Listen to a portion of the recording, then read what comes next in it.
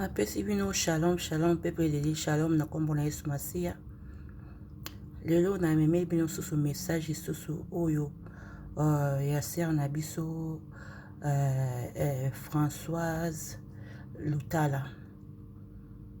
Bien aimé, message oyo ete ya ba parents bao baza na bana bomemaka bana bolakisaka bango nzela nzambe, surtout bana batunaka mituna mingi, bana o balobaka mingi, il faut kolakisa bango nzela nzambe. Po na message oyo sere oyo suka azwaki kindoke pa koko na ye ezalaki paske azalaki mwana atunaka mingi, alukaka koyeba mingi, yango koko ya kopesa kindoke. Yango wana conseil na kopesa bio bana nzambe, ba mama ba papa bomemaka bana na nzela nzambe. Nzambe apambola moto nyonso tu oyo akolanda message oyo. Bien-aimés dans le Seigneur Jésus-Christ et très chers auditeurs, que le nom de mon Sauveur résonne en vous avec une grande intensité, du fait qu'il vous accorde d'écouter cet été audio. S'il a permis que vous preniez connaissance du message contenu dans mon témoignage, c'est, je l'espère, pour votre édification. Vous y trouverez le sujet de grandes exhortations. Seul le Seigneur Jésus-Christ a le pouvoir de délier et de sauver ceux qui sont en captivité dans les chaînes du diable. Car il est le Tout-Puissant et il est amour. Je m'appelle Lutala Kabé Françoise. Kabé signifie « moitié » dans ma langue natale, car je suis en réalité jumelle. Je suis née en 1954 au Rwanda d'un père pasteur à l'Église du Christ et d'une mère membre de la Légion de Marie. Je suis originaire de la région de Kivu, dans la zone de Shabunda. L'histoire que vous allez lire est le récit des événements tragiques que j'ai vécus. Sans l'intervention de Dieu, il y a longtemps que je serais morte. Mes parents avaient souvent l'habitude de nous raconter les histoires de notre village. Ils ne cessaient chaque fois de revenir sur les exploits d'une grand-mère sorcière qui y vivait. Au lieu de me donner la chair de poule, ces histoires me captivaient. J'allais même jusqu'à prendre des informations supplémentaires auprès de mes amis sur les mœurs des sorciers. Mes amis me confièrent ce qu'elles croyaient être vrai sur la vie de ces derniers. Compte tenu de mon jeune âge et de ce que m'avaient déjà raconté mes parents, je n'arrêtais pas d'avaler toutes ces histoires. À force de trop y penser, j'en vins même à désirer devenir à mon tour une sorcière. Mais l'occasion ne me fut pas donnée de réaliser mon rêve puisque dans mon entourage, il n'y avait personne qui puisse être soupçonné de détenir un tel pouvoir. Ma joie fut grande lorsque, pendant les grandes vacances de 1961, mon père nous amena en congé au village afin de mieux connaître les autres membres de la famille. C'était pour moi une occasion de rencontrer ma grand-mère. Une fois à Shabunda, mon premier souci fut de rencontrer ma grand-mère, qui était en fait la tante de mon père, malgré l'interdiction de mes parents. Elle était crainte et respectée dans tout le village à cause de ses pouvoirs occultes. Un jour, trompant la vigilance de mes parents, j'allais la trouver et je lui dis « Grand-mère, pourquoi mes parents ne t'aiment-ils pas? Pourquoi te critiquent-ils tant? Que leur as-tu fait pour qu'ils agissent ainsi envers toi? Je sais qu'ils ne m'aiment pas parce que je suis une sorcière. » Loin de m'effrayer, cette affirmation me procura une joie intense. Enfin, me dis-je, je suis en présence d'une vraie sorcière. Tu es sorcière. Alors montre-moi ton avion. Comment? Dit-elle, comme si elle ne m'avait pas comprise. Ensorcelle-moi. Je ne peux pas t'ensorceler. Il y a déjà une autre personne dans la famille à qui je dois léguer mes pouvoirs. Ensorcelle-moi, au moins pour que je puisse voir les avions. Tu ne sais pas de quoi tu parles. Sais-tu que ces avions dont tu parles ne volent que la nuit? Les sorciers ne passent pas leur temps à s'amuser, contrairement à ce que pensent la plupart des gens, ils sont contraints de faire ce qu'ils font, de peur de recevoir des châtiments sévères qui peuvent aller jusqu'à la mort. Et puis, s'ils le faisaient par plaisir, pourquoi certains d'entre eux somnolent-ils tant pendant la journée? Bien que vrai, ces paroles n'altérèrent en rien mon désir de devenir sorcière. D'ailleurs, le refus de ma grand-mère éveilla ma méfiance et me rappela ce que m'avait dit l'une de mes amies. Elle m'avait mise en garde en me disant que les sorciers pouvaient être jaloux de voir certains pouvoirs transmis à quelqu'un. Ils peuvent aller jusqu'à décourager un nouvel adepte avant de l'ensorceler. Pour tenter de briser la résistance de ma grand-mère, je me mis à pleurer. Agacée par mon vacarme, elle me dit « Tu n'es qu'une petite fille. Tu as encore toute la vie devant toi. Il y a plusieurs choses que je peux te donner, mais je ne peux pas t'introduire dans la sorcellerie.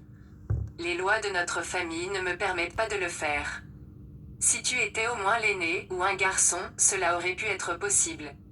Mais, dans ta condition, je ne peux pas t'ensorceler. Je me mis à pleurnicher, ensorcelle-moi, ensorcelle-moi. Touchée par cette mise en scène, la vieille céda en murmurant, on ne donne à un enfant que ce qu'il demande. Elle ajouta, ce n'est pas la sorcellerie qui va te rendre heureuse. Mais va, demande à tes parents 50 francs, et rapporte-les-moi demain. Je te remettrai quelque chose, une puissance qui te sera d'une grande utilité. Tu n'auras plus besoin de travailler pour gagner ta vie. Tous tes désirs seront exaucés. Tu n'auras plus besoin de t'inquiéter pour te marier, car les hommes te courront après. Je ne comprenais rien de tout ce qu'elle me disait, mais je m'exécutais. Le lendemain, je demandai 50 francs à ma mère. À cette époque, 50 francs était une somme énorme. Mes parents consentirent à me la remettre, à condition que je leur dise ce que je comptais en faire. Il n'était pas question que je leur dévoile mon secret, de peur qu'ils n'aillent détruire tous mes projets auprès de ma grand-mère. Pour tout embrouiller, je feignis d'être malade et je me mis à pleurer. Chose étrange, à partir du moment où je fis semblant d'être malade, je devins réellement malade. Tout mon corps fut agité d'une forte fièvre. Les voisins, accourus pour la circonstance, conseillèrent à mes parents d'accepter la perte de 50 francs plutôt que celle de leur enfant. Les jumeaux sont des êtres qui ont des facultés étranges, dit l'un d'eux. Dès leur enfance, ils peuvent soumettre à leur volonté une personne qui les aurait insultés, même intérieurement. Il suffit de leur donner un cadeau pour apaiser leur colère et remédier à la situation. Un autre voisin ajouta, je connais des jumeaux qui peuvent disparaître et réapparaître chaque fois que leurs parents les contredisent. Convaincus par les voisins, mes parents prirent peur et me donnèrent les 50 francs. Je me rendis à mon rendez-vous non sans avoir fait semblant de jouer, pour tromper la vigilance. Une fois chez ma grand-mère, je lui remis l'argent. En attendant mon arrivée, elle avait déjà préparé un poulet, dans une marmite qui se trouvait encore sur le feu. Elle n'attendait que mon arrivée pour y introduire 2 feuilles de je ne sais quel arbre, plus les 50 francs que j'avais apportés. Lorsque le plat fut cuit, elle en extrait l'argent et me le rendit.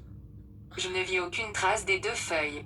À la question de savoir ce qu'étaient devenues ces 2 feuilles, elle me répondit que ce n'étaient pas des feuilles et qu'il y avait à présent une puissance en moi. Cette puissance était entrée en moi pendant qu'elle préparait le plat. Qu'est-ce qu'une puissance et de quelle utilité me sera-t-elle ? Elle me fit le même discours que précédemment, n'importe qui pourra te donner tout ce que tu lui demanderas. Tu n'auras pas besoin de chercher à te marier. Tu seras très célèbre. Tout cela se manifestera lorsque tu auras 12 ou 13 ans. Elle me demanda de manger tout le poulet, ce que je fis. Dès que le repas fut terminé, je fus possédé. De retour à la maison, je remis l'argent à ma mère. Mon père lui dit alors, les voisins avaient raison, ce n'était qu'un test qu'elle voulait nous faire passer. Un sorcier ne peut pratiquer la sorcellerie sans en être conscient. Tout sorcier sait qu'il détient ce pouvoir. Et lorsqu'il rencontre un autre sorcier, tous deux se reconnaissent. Un vrai sorcier peut voir au travers d'une personne comme au travers d'une bouteille d'eau transparente. C'est pourquoi les sorciers peuvent se jouer de leurs victimes. Ils peuvent les attaquer en leur envoyant des maladies dans n'importe quelle partie de leur corps. Bien-aimés en Christ et chers lecteurs, seul le Saint-Esprit peut nous protéger des attaques du diable faites par le moyen des sorciers. Si l'on n'a pas Christ, on est à la merci de tel esprit.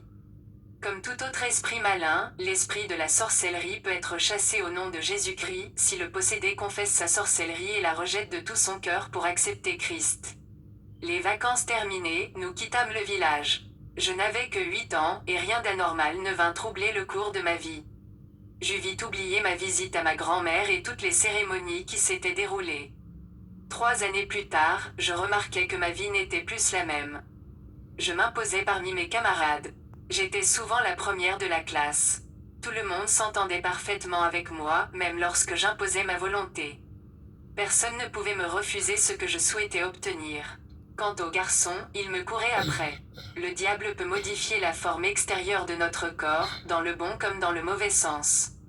Sous l'influence des mauvais esprits, et la puberté agissant, la forme de mon corps changea sensiblement dans le sens positif. Je devins jolie. Déjà à cet âge, des prétendants se déclaraient pour moi. Il arrivait même que des personnes respectables désirent que je devienne leur petite amie. D'autres n'attendaient que mon consentement pour divorcer de leurs épouses et se remarier avec moi. Mes parents pouvaient enregistrer une dizaine de prétendants par jour. Ils se présentaient avec des cadeaux. Mon pauvre père leur disait, ma fille est encore trop jeune pour que je puisse penser à la marier aussitôt. Ma mère n'en revenait pas. Elle avait pourtant des grandes filles en âge de se marier. Elle devenait malade à force de voir tant de personnes s'acharner sur sa petite fille. Il nous est avantageux d'être dans le Seigneur. Aucun de ceux qui n'étaient pas des chrétiens véritables ne pouvait me résister. J'obtenais tout ce que je voulais obtenir d'eux, sans exception. Les esprits qui étaient en moi envoûtaient les gens et annihilaient ainsi toute leur volonté et leur capacité de résistance. Je me rappelle bien le cas d'un homme déjà âgé, comptable dans une grande société, qui finit en prison. Voici comment, un jour que je revenais de la classe, j'eus l'ingénieuse idée de lui rendre visite. Lorsqu'il me vit, il me demanda courtoisement, « Que me vaut l'honneur de votre visite, princesse ? » « Je viens chercher un peu d'argent de poche. As-tu emmené quelque chose pour mettre l'argent, un sac par exemple ? » Oui, je vidai mon cartable de tout son contenu et je le lui tendis.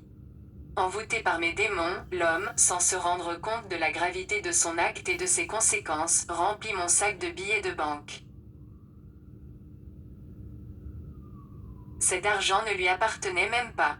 Quelques jours plus tard, je reçus une note de sa part, par l'intermédiaire d'un collègue. Il me disait qu'il était en prison, et me demandait un peu d'argent pour corrompre les juges et être remis en liberté sous caution. Ce comptable était père de famille. Je lui fis dire par le messager, « Comment vous, qui avez des enfants de mon âge, n'avez-vous pas honte de faire une chose pareille à une fille qui a le même âge que celui de l'un de vos enfants ? Si jamais cela se répète, j'en parlerai à mon père. » L'affaire se termina là. C'était plus qu'une escroquerie. J'avais causé le malheur de cette famille. Que mon Dieu me pardonne. À partir du moment où j'avais remis l'argent à ma grand-mère et mangé son poulet, j'avais signé un pacte avec Satan pour recevoir un pouvoir de domination. 2 esprits avaient alors été mis à ma disposition.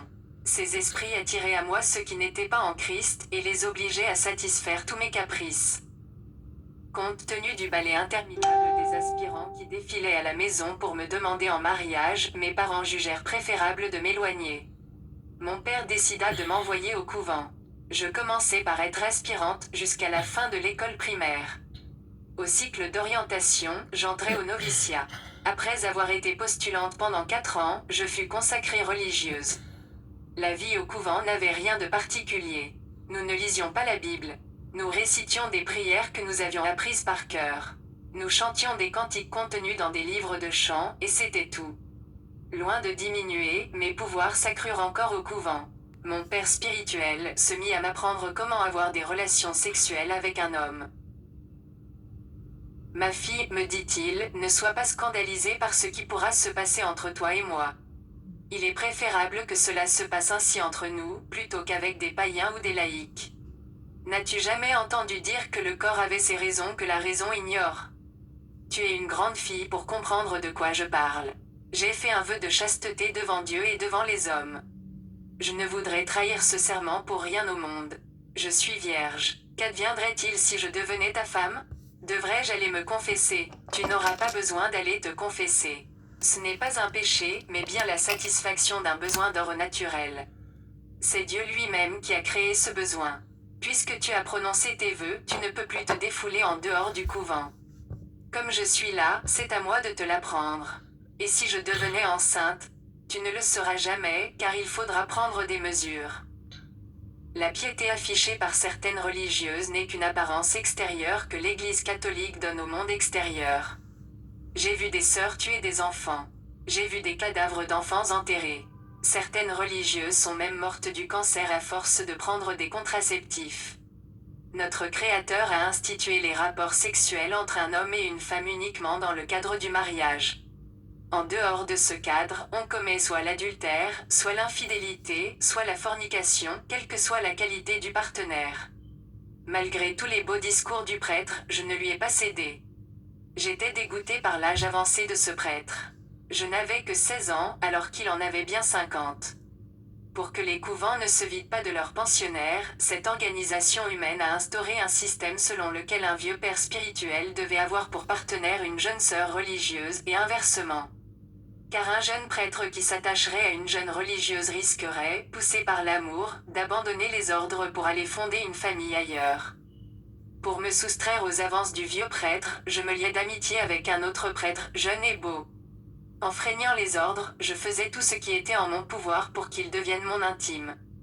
Nous étions tellement liés que l'on nous voyait souvent ensemble partout. Le vieux prêtre dit aux jeunes de m'abandonner, mais il ne réussit pas à nous séparer. Aucun accord n'étant trouvé, les deux rivaux se mirent à se haïr. Cela dura un certain temps. Il se forma deux camps, ceux qui approuvaient le jeune prêtre, les révolutionnaires, et ceux qui tenaient mordicus au règlement, les conservateurs. Un jour, il y eut entre les deux hommes un échange de paroles qui n'avait rien du catéchisme, puis ils en vinrent aux mains. Une forte bagarre s'ensuivit, à tel point qu'il y eut des brûlures et des blessures graves. Les soutanes furent brûlées et déchirées de part et d'autre. Cependant, le jeune prêtre eut le dessus sur le vieux. Le lendemain, je fus convoqué pour écouter le compte-rendu du jugement prononcé contre moi. Bien que n'étant pas impliqué au premier degré dans la bagarre, je m'attendais néanmoins à certaines réprimandes. Le vieux prêtre obtint gain de cause et demeura à son poste. En revanche, le jeune fut déplacé dans une lointaine campagne. N'étant pas satisfaite de l'éloignement de mon jeune amant, j'exigeai mon renvoi du couvent, en guise de protestation. Ma demande fut rejetée, pour des raisons que je ne m'explique pas jusqu'à maintenant. Je leur fis alors comprendre qu'il y allait de leur intérêt que je parte. Je vois mal mon transfert dans un autre couvent. Je préfère quitter les ordres, sinon, je me ferai engrosser par le premier venu, et j'irai promener ma grossesse partout, en ayant bien soin de proclamer à qui voudra m'entendre d'où elle provient. Tout le monde saura que nous ne sommes pas différentes des femmes libres. Ils me laissèrent partir, non sans avoir convoqué ma mère, pour lui dire, en ma présence, ce qui suit. Chère madame, nous vous remercions d'avoir bien voulu répondre à notre invitation. Nous voulions vous prévenir d'un grave danger qui guette votre fille, notre ancienne collègue. Après être restée si longtemps au milieu de nous, ce n'est que maintenant qu'elle nous a fait comprendre qu'elle n'a pas la vocation religieuse. C'est pourquoi notre congrégation a jugé bon de lui accorder sa liberté. En votre présence, nous aimerions toutefois qu'elle nous confirme par serment qu'elle ne dévoilera rien du motif de son renvoi. Qu'elle ne dise rien de ce qu'elle a vu et entendu au milieu de nous, de peur d'encourir une malédiction éternelle. Ma sœur qu'a-t-elle donc fait de si grave pour mériter une telle sévérité de votre part? Madame, ce qu'elle a fait n'est pas digne d'être raconté ici. Il y va de notre intérêt à tous que je garde le silence. Dans moins d'une semaine, votre fille pourra vous rejoindre chez vous à la maison. Je fus enfin autorisée à quitter le couvent, après qu'on a piétiné mon voile et mes autres biens, en signe de malédiction pour le cas où je dénoncerais le secret de la cause de mon renvoi. J'y étais restée 6 ans. La réadaptation à ma nouvelle vie fut pénible, après une aussi longue période à ne rien faire de positif au couvent. Grâce à mon diplôme, j'obtins une place d'institutrice dans une école de la place. Je poursuivis également des études universitaires. Au cours de cette période, je fis la connaissance d'un jeune étudiant de l'université de Lubumbashi prénommé Jean, ce n'est pas son vrai prénom. Plus tard, je me mariai avec Jean. Les premières années après mon mariage furent heureuses. Ses études achevées, Jean obtint le poste de directeur de l'école. Après 3 maternités, nous nous retrouvâmes avec 4 enfants, dont des jumeaux, les derniers. Les 2 démons qui étaient en moi étaient toujours actifs. Cependant mon éducation primait sur la divagation de mes sentiments, et j'aimais mon foyer. Cela dura jusqu'au moment où le temps qui avait été alloué à ces démons toucha à son terme. Ces esprits longtemps condamnés à me servir aspiraient au repos. Mais qui aurait pu les libérer, puisque ma grand-mère, qui les avait liés, était morte depuis longtemps. Seul Jésus-Christ aurait pu me libérer, mais je ne le connaissais pas encore. Suite aux perturbations et aux problèmes que j'avais causés, avant comme après mon séjour au couvent, il fallait à présent que je paye. Puisque je servais Satan, c'était lui qui devait me faire payer. Satan se fait payer en envoyant des maladies, des tourments, toutes sortes de problèmes, et même la mort physique. À partir de ce moment, j'ai commencé à éprouver beaucoup de difficultés dans ma vie. Au début, je n'y faisais pas attention, dans l'espoir qu'elles pourraient passer. Mais, à la longue, elles s'accumulèrent sur notre famille. Voici comment tout commença. Un jour, je retournai à la maison après les cours. À peine avais-je pris un peu de repos que j'entendis frapper à la porte. Après avoir ouvert, je découvris un homme revêtu de l'habit de fête d'un chef coutumier.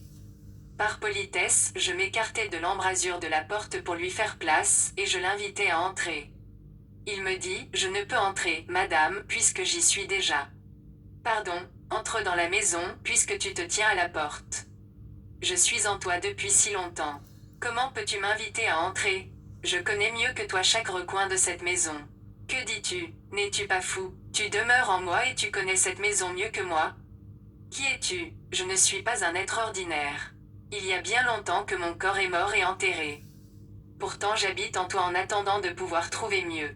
Sur ces paroles, je compris que je me trouvais devant un revenant. Je perdis connaissance et tombai à terre. Les voisins accoururent et m'amenèrent à l'hôpital. Quand je repris connaissance, les médecins avaient déjà découvert en moi toute une série de maladies. D'après eux, je souffrais de surmenage, d'hypertension, j'avais des problèmes cardiaques, etc. Je crus à toutes les conclusions des médecins. Merci d'avoir écouté ce d'interpréter les phénomènes qui m'arrivaient. Par exemple, quand je déposais une chose à un endroit précis, je la trouvais déplacée à un autre endroit. Quand je m'en plaignais, les gens attribuaient cela au surmenage. Je voyais des choses dans la rue. Je pouvais sentir la présence d'une personne invisible à mes côtés, et je pouvais même ressentir des frottements, mais je ne voyais personne. Je vis un jour un jeune homme portant un serpent enroulé autour du cou en guise de chaînette, alors que tout le monde ne voyait qu'une chaînette en or. Je fus tourné en ridicule lorsque je voulus lui montrer ce que je voyais à son cou. Cette chaînette n'était pas ordinaire. Le jeune homme, par respect pour ma condition d'ex-religieuse, se retint de me gifler et attribua ma réaction au surmenage. Un jour, j'étais en classe et j'écrivais au tableau noir.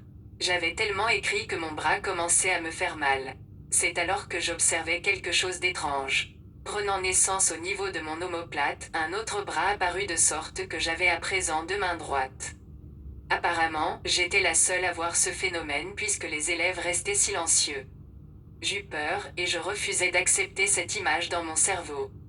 Je me dis que c'était une hallucination due au surmenage que l'on m'attribuait toujours. Je voulus continuer à écrire, mais la force me manqua. C'est alors que je vis des lettres apparaître d'elles-mêmes sur le tableau noir pour former la phrase suivante: Je cherche Marie-Thérèse. Je perdis à nouveau connaissance et je tombai à terre. Les élèves se mirent à rire quand ils me virent tomber, car ils n'avaient pas encore découvert ce qui m'avait fait tomber. Mais ils aperçurent à leur tour les lettres qui continuaient à apparaître sur le tableau. Et ils entendirent une voix qui disait: Je cherche Marie-Thérèse. Ils n'eurent pas le courage d'attendre la suite et se sauvèrent, les uns par la porte, les autres par les fenêtres. Cela se passait au lycée Twendelea, ex-lycée Marie-Josée. La Marie-Thérèse en question était une jeune élève de ce lycée qui était morte des suites d'un avortement manqué. Je n'étais plus religieuse, mais les gens continuaient souvent à m'appeler Sœur Françoise. Ainsi, lorsque ce scandale du lycée Marie-Josée fut connu, mes anciens maîtres, c'est-à-dire les catholiques, pour se couvrir et me discréditer, firent paraître un article dans un journal local. Cet article disait que l'ancienne religieuse, Sœur Françoise, avait conseillé une jeune fille venue la consulter sur la conduite à tenir en cas de grossesse, et qu'elle lui avait suggéré d'avorter. La mère et le bébé avaient trouvé la mort au cours de l'opération.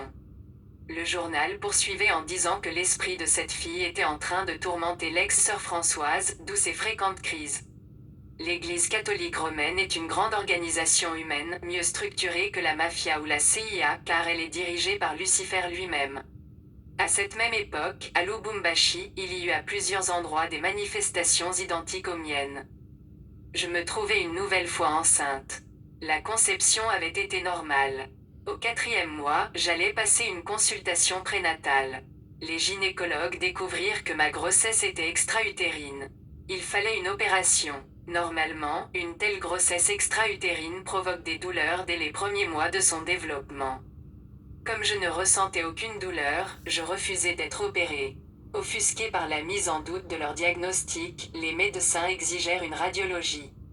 L'examen radiologique, à l'hôpital de Lubumbashi, confirma la thèse et je m'inclinai. L'opération dura 6 heures, l'on ne trouva aucune trace d'une quelconque grossesse. Les médecins trouvèrent en moi un terrain propice à leurs recherches. Ils firent tout pour comprendre le phénomène, prélèvement de tissus pour diverses cultures, examens de toutes sortes. Pendant ce temps, mes jambes et mes pieds se mirent à gonfler démesurément. On me découvrait des maladies au rythme d'une par rendez-vous. On me prescrivait un traitement et, lorsque je revenais pour un contrôle, on me découvrait une ou deux autres maladies. Finalement, on me découvrit un cancer. Mon ventre avait sensiblement augmenté de volume. Je vomissais un mélange nauséabond de sang en putréfaction de couleur noire et de salive. J'avais beaucoup maigri, et mon teint avait noirci. Toute vigueur de ma jeunesse avait disparu. Toute beauté avait fait place à une laideur digne d'une candidate à la tombe. Les médecins finirent par conclure que j'avais un cancer à l'estomac. Je subis une seconde opération. Mais, dans l'impossibilité de faire quoi que ce soit pour arrêter la progression de la maladie ou pour l'éliminer, on me recousit sans rien me dire. Aidé par une subvention de la Gécamine, ma famille se cotisa pour m'envoyer à Paris pour y recevoir des soins médicaux, à l'hôpital Sainte-Anne. J'y y restai pendant une année complète. J'y subis toutes sortes d'examens médicaux. On me fit alors comprendre que je n'avais plus pour longtemps à vivre. Malgré les conclusions données par d'éminentes personnalités scientifiques, l'idée que je devais passer par une mort imminente n'effleura même pas pensée. Il y avait en moi la conviction que je vivrais longtemps. Nous allâmes ensuite en Suisse, où je suivis pendant 6 mois des soins médicaux ininterrompus. Puis je fus renvoyé au pays pour y mourir. D'après les médecins, il ne me restait plus que 5 mois de vie. De retour au pays, je me suis résigné à mon sort. Je n'espérais plus rien. Les gens venaient me voir pour me dire d'aller trouver des féticheurs. D'autres venaient avec une longue liste de plantes médicinales. Mon mari Jean ne partageait pas leur avis. Pour lui, le mal qui me rongeait était d'origine démoniaque. Il fallait alors l'intervention de Dieu. Il me conseilla donc d'aller trouver des prêtres pour m'exorciser. Encouragé par ces paroles qui me semblaient édifiantes, je rassemblai le peu d'énergie qui me restait et j'allais trouver seul mes anciens collègues. Lorsque j'arrivai au couvent, le révérend père me reçut à bras ouverts. On aurait dit qu'il s'attendait à ma visite. Sœur Françoise, tu as bien fait de venir nous demander conseil, malgré ton état de santé. Ma fille, je ne saurais te dire autre chose. Je peux déjà te garantir qu'après ta mort, ton âme ne restera pas longtemps au purgatoire avant d'entrer au paradis. Tu as déjà assez souffert comme cela. Pour cela, nous dirons plusieurs messes en ta mémoire pour que le bon Dieu intervienne rapidement. Si Dieu peut intervenir, c'est maintenant que j'ai le plus besoin de son aide, mon père. Je suis une mère, j'ai 4 petits-enfants qui ont encore besoin de moi. Ils sont encore tout petits. Que deviendront-ils? Nous savons tous que le cancer ne pardonne pas. La mort effraie toujours. Je comprends ta peine. Tu peux donc t'en aller partout chercher ta guérison comme tu l'entends. Reviens vite me voir lorsque tu seras rétabli. Je t'entendrai en confession. C'était une manière polie de se débarrasser de moi et de me congédier. Je m'en allais, toute triste et déprimée, ne sachant que faire ni où aller pour éviter cette mort tant redoutée. Je me trouvais déjà au niveau du grand portail du couvent lorsque j'entendis quelqu'un m'interpeller derrière moi. « Sœur Françoise, veux-tu revenir ?» Je tournai la tête et je vis un prêtre plus jeune que celui que je venais de quitter. Il était de passage dans ce couvent. Il était curé d'un autre couvent situé également à Lubumbashi. Son collègue venait de lui révéler la raison de ma visite. Le jeune curé me dit « Viens me trouver dans ma paroisse quand tu voudras ». Il partit après m'avoir remis son adresse. Dès le lendemain, j'allais le trouver après la matinale. Il ne fut pas surpris de me voir. Tout ce que je peux faire pour toi, ce n'est pas empêcher la mort de t'atteindre, mais retarder sa venue par des prières spéciales que je compte te remettre. Bien sûr, tu mourras un jour, car personne n'est éternel sur cette terre. Mais, si tu observes bien mes conseils, tu vivras longtemps. Je vais te mettre en contact avec des saints anges du moment qu'il y a une possibilité, aussi minime soit-elle, de prolonger ma vie. Je suis prête à tout ce qui est en mon pouvoir pour vivre. Je ne veux pas mourir, mon père. Achète d'abord ton sanctuaire et quelques accessoires. Ils te seront d'une grande utilité dans tes prières. Le sanctuaire en question était une caisse en bois peinte en plusieurs couleurs, dont la partie supérieure avait la forme d'un cône. Un linge blanc recouvrait le tout. À l'intérieur, il y avait une statuette de la Vierge Marie, un crucifix, des images de celui que les catholiques appellent par erreur Jésus-Christ, une pierre tombale dite pierre sainte, relique d'un mort-ongle, cheveux, morceaux de tissu ayant appartenu aux morts. Appelée relique d'un saint, etc. Outre le sanctuaire, j'ai aussi acheté de l'encens, des cierges et divers autres objets. La Bible déclare sainte toute personne née de nouveau. L'Église catholique romaine canonise les morts. Un petit livre me fut remis. Il me servait de guide pour mes prières. Je me mis donc à prier en suivant les prescriptions de ce livre. Les effets ne manquèrent pas de se manifester. Un jour que j'étais en prière dans ma chambre, un vent, sorti de je ne sais où, se mit à souffler violemment dans ma chambre. Il s'apaisa comme il avait commencé, mystérieusement. Je ne pouvais pas aller trouver le père curé pour lui raconter ce que je vivais, car il avait été convenu avec lui que je ne pourrais aller le voir que lorsque les anges du bon Dieu me seraient apparus. Un après-midi, vers 16 heures, je me trouvais dans ma chambre en train de prier. En réalité, je ne faisais que lire les textes ou réciter ceux que j'avais déjà appris par cœur. J'avais aspergé toute la chambre d'eau bénite. Je m'étais imprégné d'un parfum et j'avais soufflé aux quatre coins de la chambre un peu de poudre. La fumée de l'encens qui brûlait flottait dans la pièce, donnant à celle-ci une apparence exotique. Mon crucifix devant moi, j'égrenais mon chapelet, selon les instructions du petit livre. Dans cette ambiance enfumée, je vis sortir du nuage d'encens une forme de main qui me faisait signe de m'approcher. Je suis demeuré prostré, ébahi, comme hypnotisé, sans comprendre ce qui m'arrivait, oubliant où je me trouvais. Je clignais des yeux pour voir si je ne rêvais pas tout éveillé. Cependant, la main était là et continuait à me faire signe. Je priais pour une probable guérison, mais l'idée d'une apparition de ce genre ne m'avait même pas effleuré. Je m'attendais pourtant, mais sans grande conviction, à voir apparaître des anges, comme me l'avait annoncé le prêtre. Ce qui se produisit ensuite m'arracha à ma contemplation. La main se métamorphosa et prit la forme d'un être étrange qui n'avait rien d'un ange. Cet être n'avait d'humain que les mains et le front. Il avait les oreilles d'un lapin, les yeux d'un chat ou d'un hibou, un museau en guise de bouche et une tête recouverte d'écailles, surmontée de 2 cornes. Il avait des sabots à la place des pieds. Il était revêtu d'un pantalon noir et portait un gilet rayé de vert, rouge et jaune. J'eus quand même la présence d'esprit de reconnaître que je me trouvais bien en présence d'un démon, à la place de l'ange du bon Dieu promis par le père curé. Malgré cette découverte, il me fut impossible de fuir ni de crier au secours.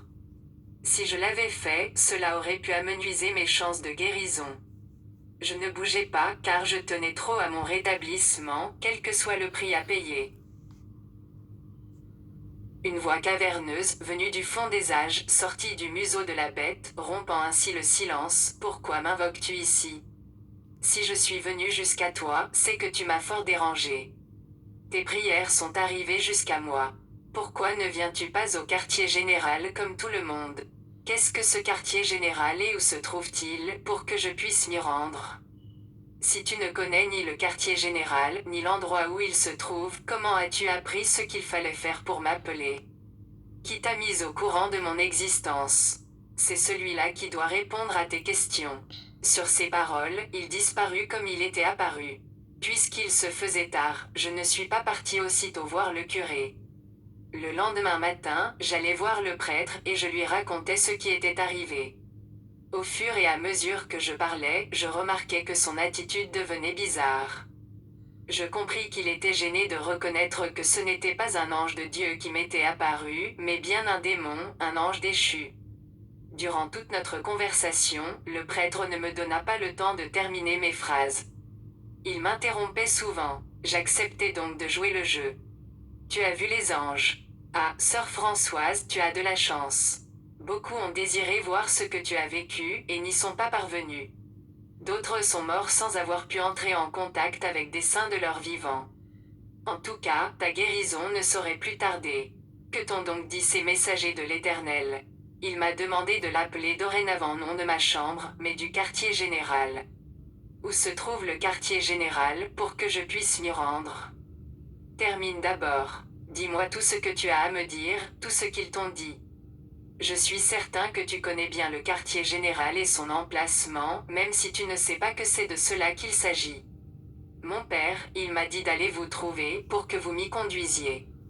Es-tu bien certaine d'avoir entendu cette invitation ? Oui, certainement, mon père. Si ce n'était pas, comment aurais-je connu l'existence du quartier général ? Ça va, tu as raison, tu m'as convaincu. Dans ce cas, écoute-moi bien. Tu diras à ton mari que jusqu'à ta guérison, tu devras assister à une série de messes spéciales, chaque nuit à partir de ce soir. C'est pour qu'il ne te pose plus de questions à l'avenir. Quant à toi, tu veilleras soigneusement à ce que personne ne te suive jusqu'ici. Viens me retrouver seul, vers 23 heures, et je te montrerai le chemin du quartier général. Je te répète que tu dois faire attention à ce que personne ne te suive. Selon les conseils du prêtre, j'informai mon mari de ce que je devais faire. Jean me laissa partir, non sans s'être auparavant réjoui de ce que mes anciens partenaires avaient été bien disposés envers moi. À 23 heures passées de quelques minutes, j'étais au couvent, où je retrouvai le curé qui m'attendait. Nous nous acheminâmes vers une pièce qui se trouvait à l'intérieur même de la chapelle. Une fois dans cette pièce, j'y remarquai d'autres religieux, tous de noir vêtus. Le curé se changea et enfila des vêtements noirs. Il me remit un colis et me pria de me revêtir de son contenu le plus rapidement possible. Il y avait dans ce colis une robe noire, des bas noirs, des gants noirs et un livre dont la couverture était noire. Lorsque je fus vêtu de noir comme tout le monde, les prêtres exigèrent que je m'agenouille pour qu'ils prient pour moi. Ils m'imposèrent les mains. Pendant leur prière, je fus saisi de vertige. La prière terminée, ils voulurent s'assurer de l'effet que l'imposition des mains avait produit sur moi. Je leur dis ce que j'avais ressenti et je vis comme un soulagement sur leur visage. Le curé me dit, nous pouvons partir à présent. Il n'était pas encore 23h30 lorsque nous nous dirigeâmes en voiture vers le grand carrefour central de la ville de Lubumbashi. À cette heure de la nuit, il règne à cet endroit de la ville une intense activité commerciale. Après avoir garé la voiture, tout le monde descendit. À ma grande surprise, les prêtres se mirent à se déshabiller, sans faire aucun cas de ma présence ni des personnes qui les entouraient. Le plus naturellement du monde, ils me prièrent de me dépêcher de me déshabiller, comme s'ils avaient oublié que j'étais une femme. J'obéis mais voulus garder mes sous-vêtements. Je reçus l'ordre de tout enlever et de rester nu, comme tout le monde. Le curé me dit, dépêche-toi, il ne nous reste que peu de minutes avant de rejoindre le quartier général. Les lumières étaient brillantes. Les gens circulaient en tous sens. Personne ne semblait nous remarquer. Pourtant, ces prêtres étaient bien connus à Lubumbashi. Comment expliquer cela? C'était effrayant de passer par une telle expérience. L'un des prêtres me lança, dépêche-toi, nous n'avons pas de temps à perdre. Tu payeras cher si nous sommes en retard. C'est alors que je compris que nous étions invisibles aux yeux des profanes. Je me déshabillai à mon tour. Nous traversâmes la rue et atteignîmes le centre du carrefour. Un pentagramme fut dessiné sur le sol. Je fus invité à m'y coucher à l'intérieur, le dos au sol, et chacun de mes membres au sommet de l'une des pointes du pentagramme. J'étais étendu au sol, bras et jambes écartés. 5 cierges sortis de je ne sais où, brillaient à chaque sommet. On fit des incantations sur moi. 3 prélats m'enjambèrent, tout en ayant soin d'effleurer certaines parties de mon corps. Ils prononcèrent des prières qui m'étaient inconnues. Ces prêtres m'enjambèrent comme il est procédé lors de l'ordination sacerdotale d'un nouveau prêtre catholique. La cérémonie terminée, les cierges disparurent sans que je comprenne comment. Nous revêtîmes nos habits noirs et prîmes la direction du cimetière des sapins de la ville de Lubumbashi. Le quartier général n'était autre que le cimetière. Au quartier général, je croyais que nous étions les seuls à fréquenter les cimetières la nuit. Je perdis toute illusion en voyant le nombre croissant de personnes que j'y trouvais. La plupart étaient jeunes. Je ne sais quels moyens ils avaient utilisés pour arriver jusque-là. Il y avait là des jeunes gens à la recherche de sensations fortes, chacun dans son domaine.